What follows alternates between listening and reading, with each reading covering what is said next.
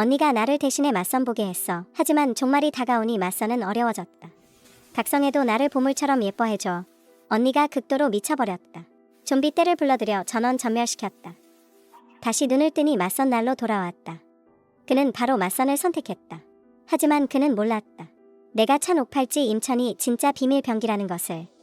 고모의 전화가 왔을 때 나는 점심을 준비하고 있었다. 전화가 막 연결되자 고모의 신난 목소리가 들려왔다. 샤오예. 너희 중 누가 맞선 보러 갈래? 이 남자는 직업이 안정적이야. 부모님은 연금도 있어. 내가 대답할 틈도 없이 방문이 쾅 하는 소리와 함께 생태야가 내 전화를 낚아챘다. 소리치며 말했다. 좋아요, 고모님.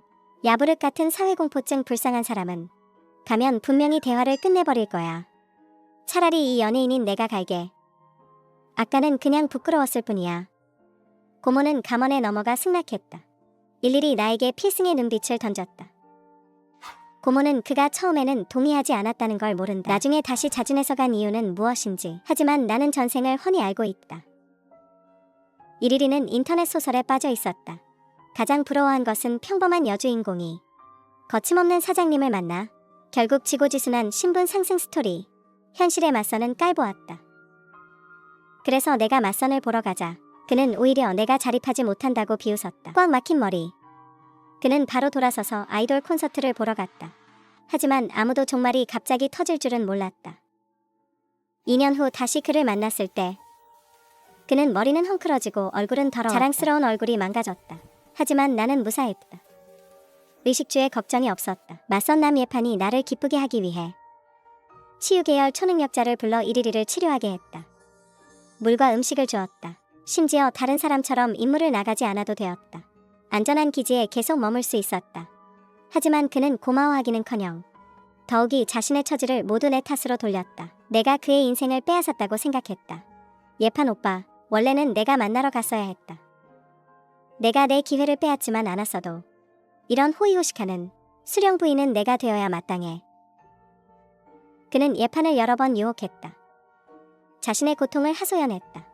자신이 소개팅에 갔더라면 그들이야말로 천생연분이라고 말했다. 하지만 예판은 이미 그에게 질렸다. 또 한 번 침대에 올라가려다 실패한 후 바로 사람을 시켜 그를 기지 밖으로 내던졌다. 여미가 기란의 자극을 받아 미쳐버렸다. 자기 자신을 이용해 좀비를 끌어들였다. 결국 기지 전체가 한순간에 파괴되었다. 다시 한번 삶을 살게 되어 그는 망설임 없이 빼앗았다. 이 소개팅 기회를 가로챘다. 이번 데이트를 위해 그는 옷장을 다 뒤졌다. 밑바닥에 넣어둔 치마를 모두 꺼냈다. 가장 마음에 드는 것으로 갈아입은 후 그가 갑자기 치맛자락을 코끝에 가져가 냄새를 맡았다. 얼굴에 황홀한 표정을 띄었다. 내 몸에서 왜 이렇게 향기가 나지? 이게 혹시 100만 명에 하나뿐인 타고난 체향인가? 나는 역시 하늘이 선택한 여자야. 예판 오빠는 분명 나에게 반할 거야. 그리고 문을 쾅 닫고 나갔다. 나는 그가 떠나는 뒷모습을 보며 고개를 숙여 웃었다. 그는 소개팅에 가서 예판을 빼앗았다고 생각했지만 모든 것을 바꿀 수 있다고. 하지만 그는 전혀 몰랐다. 예판이 세상의 종말의 강자가 될 수 있었던 것은 전혀 그 자신 덕분이 아니었다. 바로 내 손목에 있는 이 평범한 옥팔찌 때문이었다. 옥팔찌 속에 영천이 없으면 내가 한번 보겠다. 이것이 예판이 어떻게 평범한 사람에서 강력한 초능력을 각성할지. 변희가 막 떠나자 나는 바로 움직이기 편한 옷으로 갈아입었다. 문을 나서니 세상 종말까지 아직 3일이 남았다. 가장 급한 일은 물자를 비축하는 것이다. 나는 곧장 이 도시에서 가장 큰 도매시장으로 갔다. 가장 큰 손수레를 밀며 미친 듯이 물건을 쓸어 담기 시작했다. 쌀, 밀가루, 압축 비스킷, 자열식품, 통조림, 초콜릿 같은 고열량에 오래 보관할 수 있는 음식. 더군다나 가득 찬 큰 상자 여러 개를 챙겼고 식용수는 사지 않았다. 왜냐하면 나에게는 아직 영권이 있기 때문이다. 물이 부족하지 않을 것이다. 평범한 사람들의 생존 기회를 빼앗거나 압박할 필요가 없다. 그리고 상비약, 위생용품, 배터리, 손전등, 몇 벌의 내마모성 방풍 재킷 모두 준비했다. 나는 차를 몰고 이 화물들을 실었다. 사람도 감시도 없는 골목을 찾았다. 시험삼아 손을 트렁크의 물자에 얹었다. 마음속으로 중얼거리며 손목의 옥팔찌에서 오는하고 시원한 느낌이 전해졌다.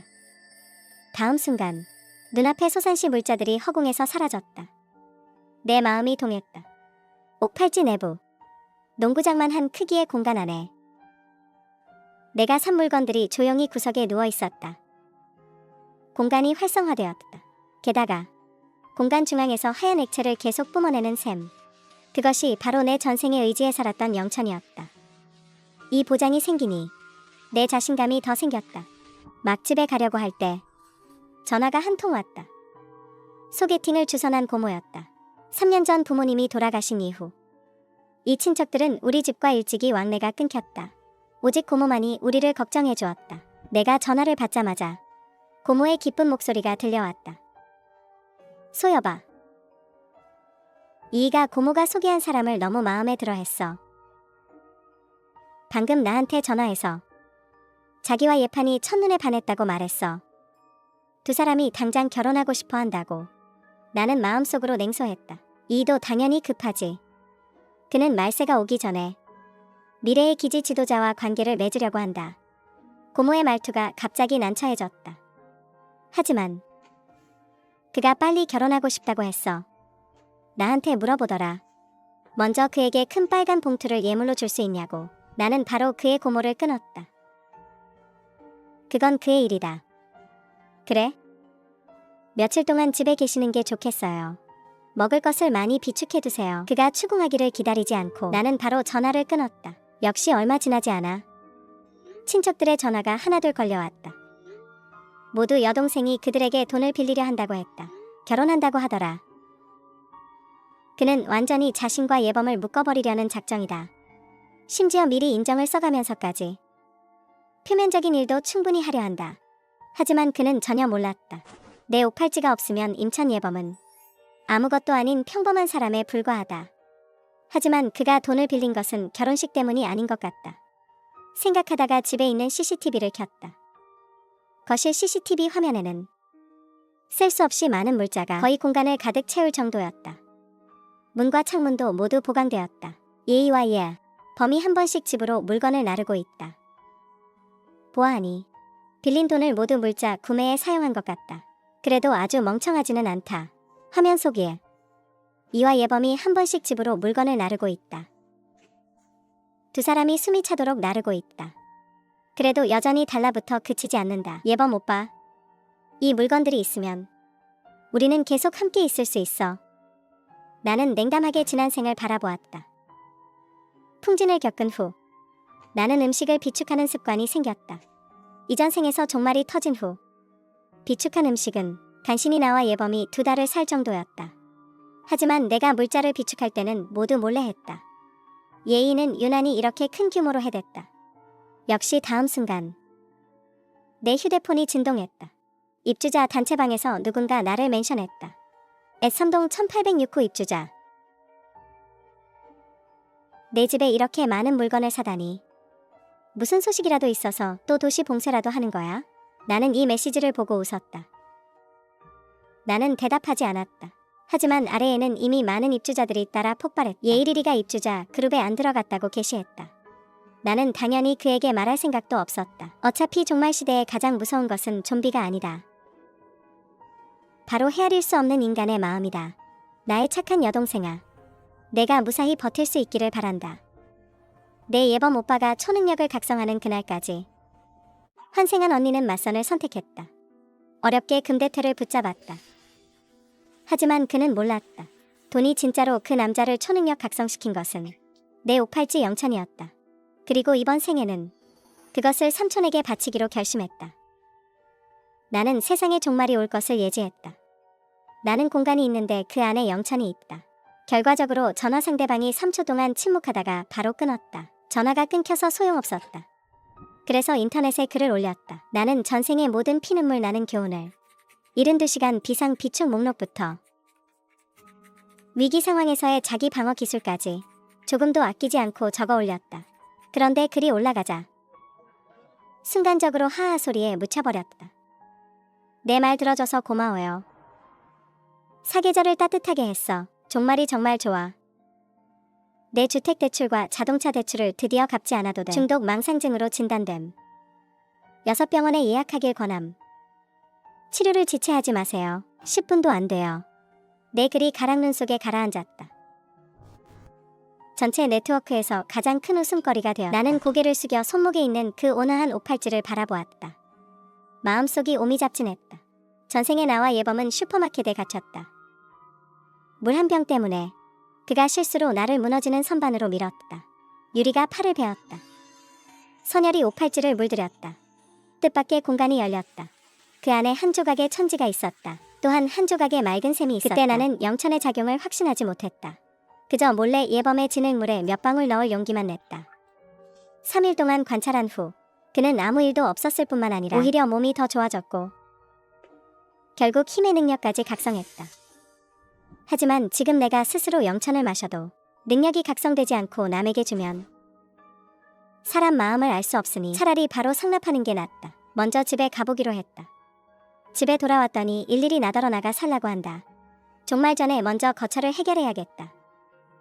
혼돈이 끝난 후 나는 잠시도 지체하지 않고 바로 시내 중심가에 있는 화칭 생명과학 기술 간판이 붙은 건물로 향했다. 전생에 나는 기지에서 천희엔 박사를 만난 적이 있다. 이야기하다가 그가 말했는데 자신이 종말 전에 연구소가 여기 있었다고. 나중에 그는 어떤 신비로운 부대에 의해 정중히 데려갔다. 내가 막 건물에 들어서자 리셉션에서 막혀 천희엔 박사를 찾는다고 말했다. 잠시 후 나는 완전 금속 밀실로 안내되었다. 곧 한 명의 능력 있어 보이는 여자가 들어왔다. 심각한 표정으로 나를 훑어보며 너는 누구고 어떻게 나를 아느냐고 물었다. 나는 군말 없이 바로 소매를 걷어올려 손목에 찬 옷팔찌를 드러냈다. 천 박사님, 제 옷팔찌 안에 독립된 공간이 있습니다. 그 안에는 체질을 강화시키는 영천이 있습니다. 천 박사님 눈에 반짝임이 스쳤다. 하지만 나는 그에게 반응할 시간조차 주지 않고 일어나 앞으로 나아가 그의 손을 잡았다. 다음 순간 우리 둘은 사라졌다.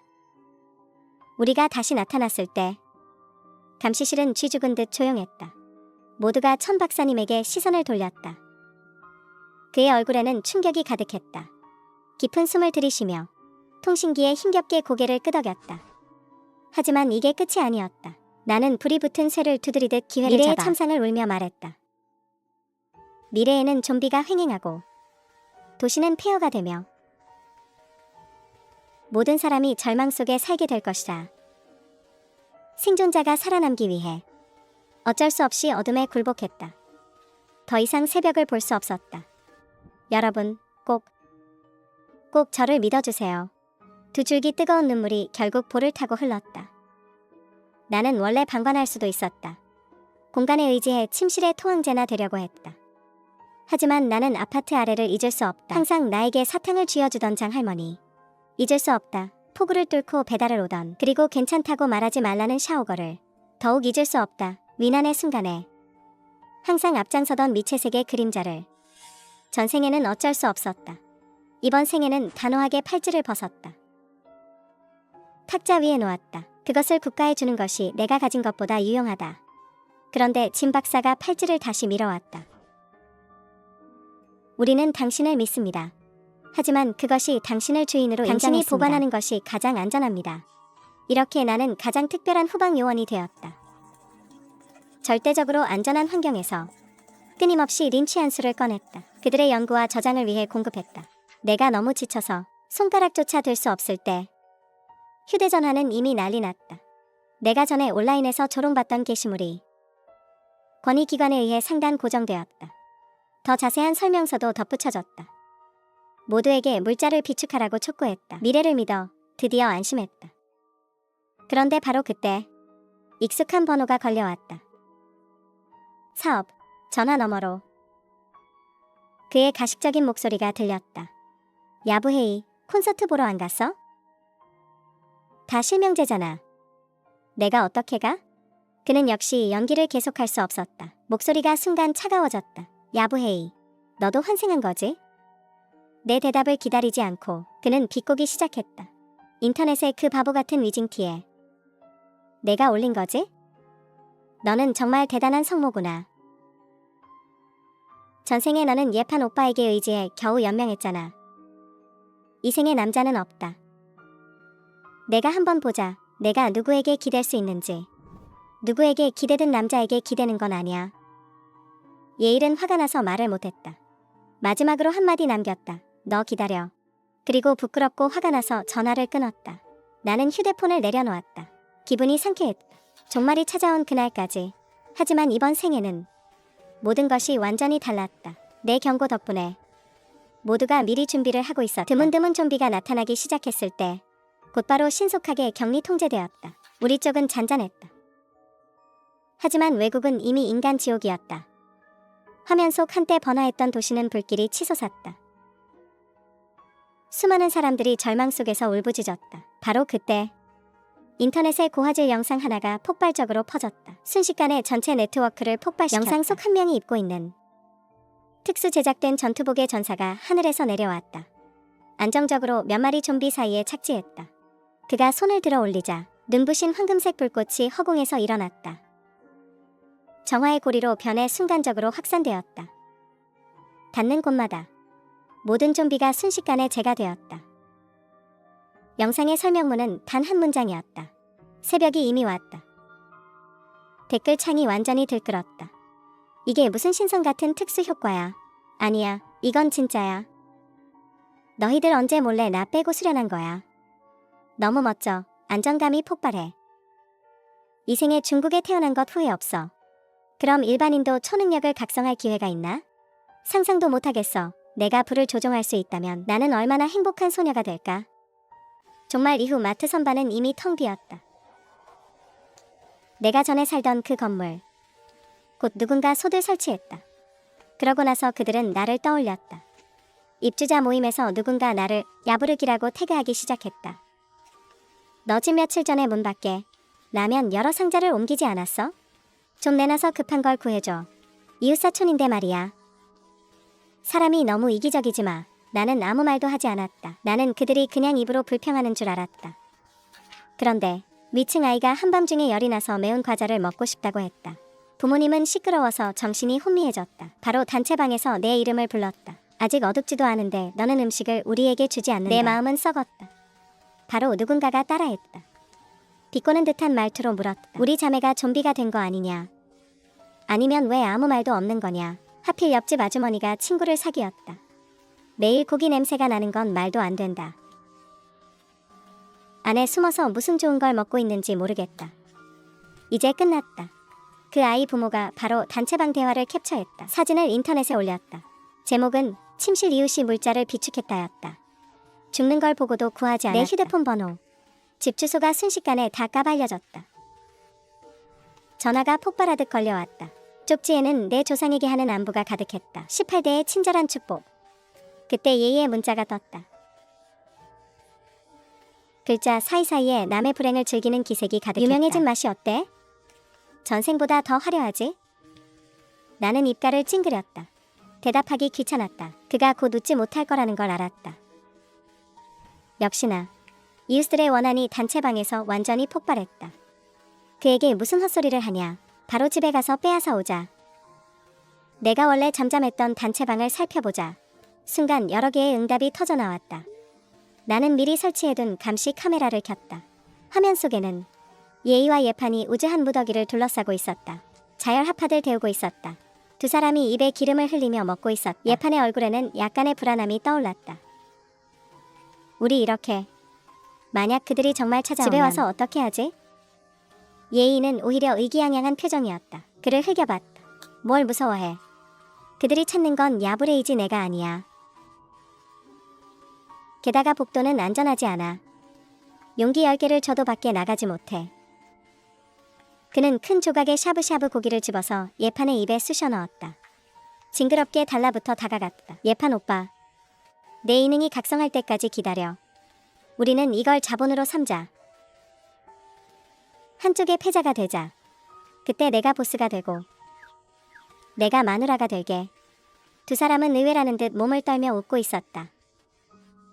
다음 순간 문 밖에서 쾅쾅거리는 큰 소리가 났다. 문짝이 산산조각 날 것 같았다. 그들의 얼굴에 미소가 굳어졌다. 문을 열어. 더 이상 안 열면 우리가 직접 문을 열겠다. 예의는 낮은 목소리로 욕을 한마디 했다. 예판은 지금 그냥 닭 한 마리도 못 잡는 평범한 사람이다. 문 밖에는 앞장선 남자는 손에 소방도끼를 들고 있었다. 정말 문을 부수면 그들 둘은 집안에서 안전하지 않게 된다. 그는 바보가 아니다. 망설이다가 결국 문을 열었다. 문이 열리자 이웃들이 굶주린 늑대처럼 들이닥쳤다. 거실에 산처럼 쌓인 물자를 보자 모든 사람의 눈이 빨개졌다. 너 이렇게 많은 물건을 가지고 있으면서 곰팡이 피게 놔둘 바에야 우리에게 팔지도 않고 꼭 우리가 굶어 죽는 꼴을 봐야 하겠냐. 질문에 직면하여 원일일은 오히려 침착해졌다. 그는 턱을 들고 냉소를 한번 지으며 팔아 라고 했다. 너희가 무엇으로 살 거냐. 지금 음식이 곧 발언권이다.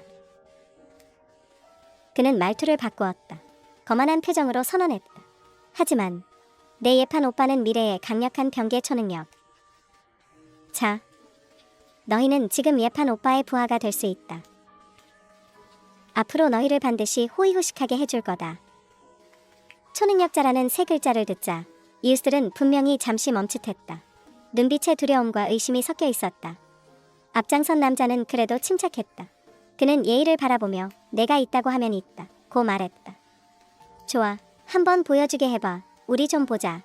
만약 진짜라면 우리가 너를 따르게. 예의의 표정이 더 거만해졌다. 그는 자랑스럽게 옆으로 몸을 돌려 길을 비켜주었다. 뒤에 있는 예판. 그가 바로 예판이다. 미래의 힘을 각성할 거야. 학과에서 가장 강한 병계 초능력. 결국 이웃들은 위아래로 예판의 깡마르고 약해 보이는 몸을 훑어보았다. 맨발로 태어난 것처럼. 이런 가느다란 팔과 다리로 초능력자라니? 내가 보기엔 넌 백일몽을 꾸고 있구나. 손 없는 남자가 손에 든 소방도끼를 흔들며 됐다 고 말했다. 헛소리 그만해. 약과 먹을 건 내놔. 우리가 정한 대로 돈을 낼게. 방금 전까지 왕 노릇을 꿈꾸던 두 사람은 이제는 눈 뜨고 바라볼 수밖에 없었다. 이웃들이 이사하듯 그들의 물자를 상자째로 밖으로 옮기는 것을 나는 때를 맞춰 예비 계정으로 입주자 단체방에 글을 올렸다. 미안합니다, 이웃 여러분. 저는 예부혜입니다. 저는 제 언니에게 예이와 그 남자친구에게 집에서 쫓겨났습니다. 집에 있는 물건도 전부 그들이 빼앗아 갔습니다. 거의 밖에서 죽을 뻔했습니다. 이 말이 올라가자 입주자 단체방이 바로 폭발했다. 분위기가 순식간에 크게 바뀌었다. 전에 나를 욕하던 사람들은 이제 총구를 돌렸다. 모두가 예이와 예판을 배은망덕한 녀석들이라고 욕했다. 어떤 이웃인지 모르겠지만 그때의 영상을 올렸다. 예이의 내 남자친구가 미래의 초능력자라는 그 바보 같은 표정, 그리고 돈은 휴지라는 기이한 발언. 그를 바로 인터넷 전체에 유명하게 만들었다. 종말시대 최대의 웃음거리가 되었다. 예이는 핸드폰에 쏟아지는 비난을 바라보며 화가 나서 입술을 물어 터뜨렸다. 그래도 입으로는 완강했다. 예판 오빠가 초능력을 각성한 후에 이 사람들을 혼내줄 거야. 안타깝게도 그는 모른다. 그가 빼앗은 그 예판 오빠는 내 영천이 없었다면 절대 강력한 초능력을 가질 수 없었을 텐데. 그 후 도시의 질서는 혼란 속에서도 질서 있게 회복하며 바깥에 들어온 확성기는 하루 종일 멈추지 않았다. 물자를 통일적으로 배급하기 시작했다. 인터넷에서 탄식하는 사람이 줄었다. 에어드랍 선물 세트를 자랑하는 사람은 오히려 점점 많아졌다. 하지만 예이와 예판의 소소한 일상은 도저히 이어갈 수 없게 되었다. 그가 간절히 바라는 것은 바로 예판이 전생처럼 각성하여 최고의 강자가 되는 것, 그를 인생의 정상으로 데려가는 것. 그런데 인터넷에서 초능력을 자랑하는 사람이 점점 늘어나는 것을 보며 예판 쪽에서는 전혀 기미가 없었다. 처음에 그는 메일리에게 예판이 어지럽거나 불편한지 물었다. 또 스스로 시간이 너무 짧아서 그렇다고 위로했다. 아직 초능력 각성 시기가 되지 않았다고. 나중에 동네에 초능력자들이 나타나기 시작하는 것을 보고 그는 마침내 가만히 있을 수 없었다. 그는 미친 짓을 저질렀다. 그는 예판을 얼음이 가득 찬 욕조에 밀어넣었다. 그를 강제로 연락에 하려고. 예판은 정말로 각성했다. 하지만 그 초능력은 너무 약해서 불쌍할 정도였다. 그는 한참을 힘들여서 겨우 콜라 한 캔을 시킬 수 있을 정도였다. 예의는 완전히 무너졌다. 방에서 목청껏 소리 지르며 물건을 부쉈다. 그는 갑자기 생각난 듯 휴대폰을 꺼내 깊은 감정을 드러냈다. 다음 순간 내 휴대폰이 울렸다. 나는 여유롭게 받았다. 예의가 전화 너머로 예부해이 라고 소리쳤다. 내가 꾸민 거지? 예판의 초능력이 왜 이렇게 쓸모없는 거야? 내가 의미심장하게 웃으며 말했다. 알고 싶어? 나는 일부러 말하지 않을 거야. 말하고 나서 나는 바로 전화를 끊었다. 며칠 후 예의가 다시 영상통화를 걸어왔다. 화면이 심하게 흔들렸다. 그는 머리가 헝클어져 있었다. 눈에는 핏발이 가득했다. 하지만 웃고 있었다. 나는 내 감시 카메라를 흘낏 보았다. 연범이 이미 바닥에 쓰러져 있었다. 비디오 저편. 야이가 음침하게 입을 열었다. 야부르. 내가 도대체 뭐를 잘못했다는 거야. 분명 나는 다시 시작하는 의식인데 왜 전생보다도 못 사는 거야. 도대체 나는 어느 단계에서 잘못된 거지? 나는 감시 카메라 속 바닥에 쓰러진 연범을 바라보았다. 대체 무슨 일이 일어났는지 알 것 같았다. 연범의 초능력이 여빌의 예상에 미치지 못했다. 여빌은 모든 원한을 다 푸는 바람에 연범에게 쏟아부었다. 그를 쓰레기라고 욕했다. 사기꾼이라고. 연범도 만만치 않았다. 아마 저항하려고 한 것 같았다.